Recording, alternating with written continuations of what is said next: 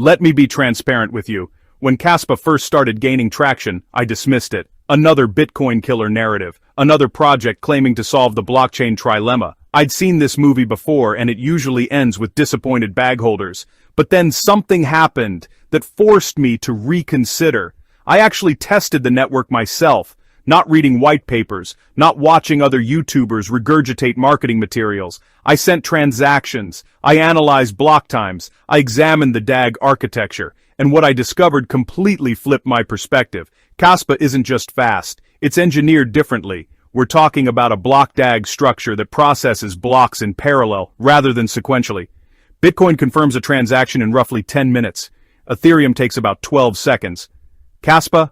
We're looking at block times measured in single-digit seconds with near-instant finality. Security is the third pillar. The Ghost DAG protocol prevents the typical attack vectors that plague traditional blockchains. Double-spend attacks become exponentially harder as block production accelerates. This isn't theoretical. The math checks out, and real-world testing confirms it. So here I am, a former skeptic, now holding KAS and building a position. Because the technology isn't hype, it's verifiable innovation. Now let's address the massive elephant in the room, Binance. KAS is already trading on Binance futures. Let that sink in. Binance doesn't list futures contracts for projects they consider risky or insignificant. I know what you're thinking. That sounds insane. But remember, Bitcoin ETFs were a fantasy until they weren't. Ethereum ETFs face the same skepticism. The pathway exists. Achieve sufficient market cap, demonstrate regulatory compliance, attract institutional custody solutions, and present a compelling investment thesis to traditional finance. Kaspa's proof-of-work consensus actually simplifies regulatory classification compared to proof-of-stake networks. No staking yields means no securities concerns. It's a commodity, just like Bitcoin. And if Bitcoin can have an ETF, the door is open for other proof-of-work assets with legitimate technological differentiation. Alright, let's dive into my price targets for KAS. My conservative estimate is that KAS will climb above $1 within the next 12 months, even when considering bear market conditions. Now, if we're talking about an aggressive scenario, we could be looking at $3 to $5, especially if adoption accelerates and institutional interest comes through. That's a potential 10 times increase from where we are now. But here's the crucial part. Achieving that kind of growth requires one missing ingredient: marketing. You see, Kaspa's development team has been prioritizing technology over hype, which is admirable, but it can also be a growth bottleneck. The best technology doesn't always win, rather the best marketed technology does. Remember how VHS beat Betamax, or how Windows dominated over technically superior operating systems? Marketing is what creates adoption, and adoption is what creates value. So what does Kaspa need? A coordinated marketing campaign that highlights real-world use cases. We need to show businesses how instant settlement can reduce payment friction.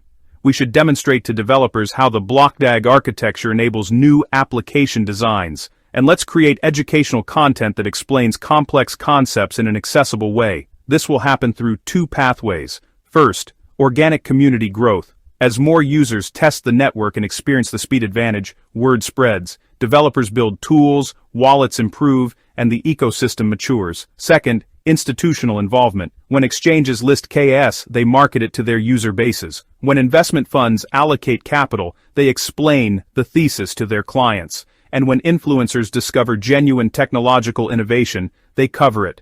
Both pathways are accelerating right now. The infrastructure is being built. The community is expanding. The technology is being validated. Now let's address the bear market elephant in the room. Can KAS really 10 times when everything else is bleeding? History shows that legitimate technological breakthroughs can buck broader market trends. Chainlink rallied during the 2018 bear market, and Polygon gained traction when altcoins were capitulating. Quality assets with real utility and strong fundamentals can attract capital even during risk-off conditions. The key is not panicking during temporary downturns. Weak hands dump, but strong hands accumulate. If you believe in the technology, if you've actually tested the network and validated the claims, short-term price action becomes just noise. So what's my strategy?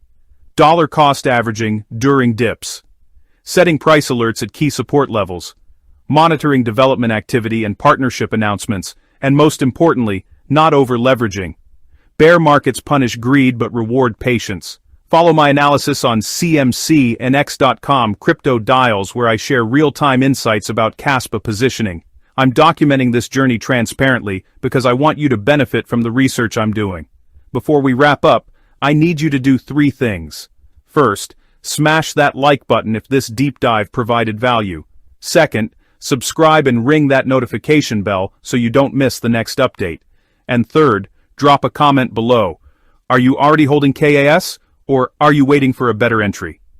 Let's build a conversation because we're all navigating this together. Alright, crypto warriors, that's the comprehensive Kaspa breakdown. Massive respect to everyone who stuck around until the end. You're the community that makes this channel meaningful. Remember, investing in cryptocurrency requires personal research and risk management. I'm sharing my analysis, but you need to validate everything independently. Never invest more than you can afford to lose, and always prioritize fundamentals over hype. Before you leave, I just published another video breaking down 3 other low-cap projects with explosive potential. It's linked in the description and on the end screen. You'll want to see what's brewing in the DeFi infrastructure space. Trust me. Until next time, stay curious, stay critical, and keep building wealth intelligently. This is TJ from TJ Crypto World, and I'll catch you in the next one.